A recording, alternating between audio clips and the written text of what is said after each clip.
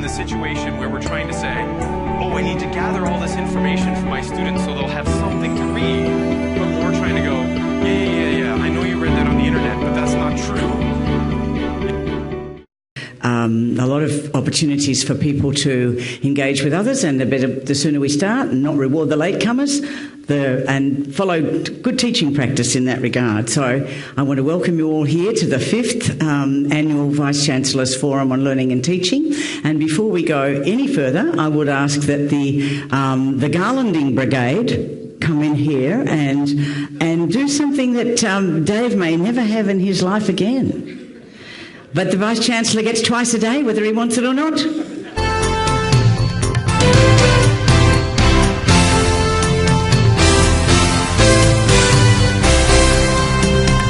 Lovely. Pretty and pink.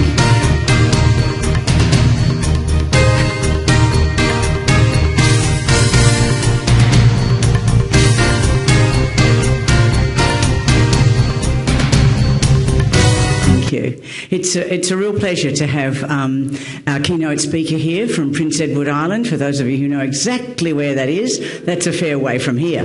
That's a long way north and a long way west on the far eastern coast of Canada. Dave Cormier, it's a treat to have you here. Thank you for coming. Thank you for making this 36-hour trek.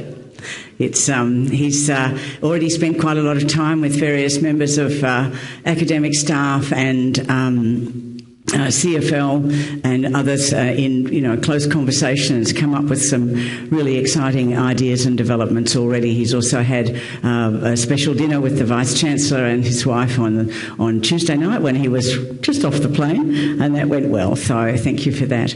So it's a pleasure for me now to introduce the Vice-Chancellor of the University of the South Pacific, who's going to make opening remarks. I will say a few words before I introduce Dave. We might be able to pick up a few minutes here because the person who won the Vice-Chancellor's Award for Teaching has decided that he'd rather be presenting at a food security conference in the Netherlands. So I'll introduce him anyway, and we'll get pictures and things next week.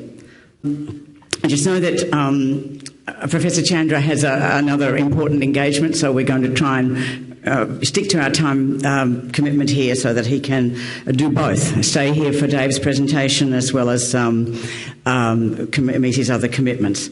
I just wanted to reiterate why we have this forum. It's really an opportunity for people to take time out of learning and teaching to learn a little bit more about learning and teaching, to understand what it is we do and why we do it, and really to understand that there are many choices that teachers, educators can make on how people learn, and other ways of accommodating and integrating changes in society and changes in technology. So this particular Learning and Teaching Forum, as you know, is focused on transforming pedagogies, and that's, I think, to a sad extent, around the world still. The majority of teaching is still done the way it was done 150 years ago in Victorian England, with a sage on the stage, they used to call it, or the empty vessel, is that you had to go to school to know stuff.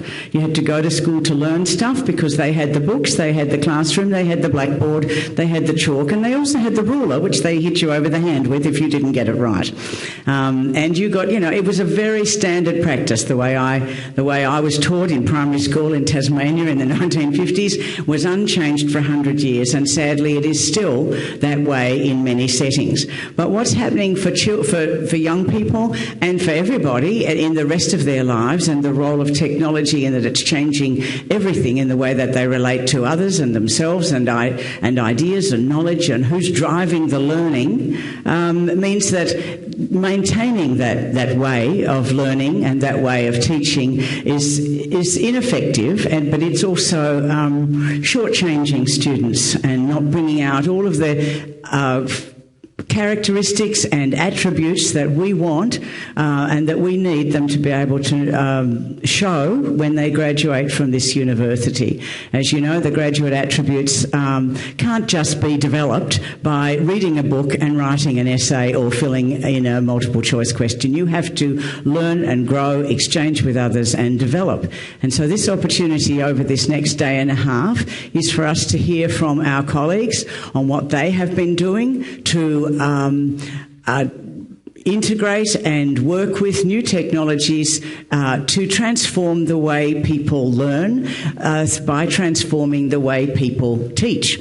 And that partnership, you'll hear a lot about lots of different methods of reaching people in a different way, reaching students who might have been alienated from the process, or who come at it having left school at 14, come back as a mature age student, who are learning English as a third or a fourth language, and certainly lots of improvements in the way that we teach mathematics and the sciences and other disciplines. So I encourage you to participate. I'm sure that over this next day and a half, more and more people will come. They'll come in and go as their own teaching and their other commitments allow.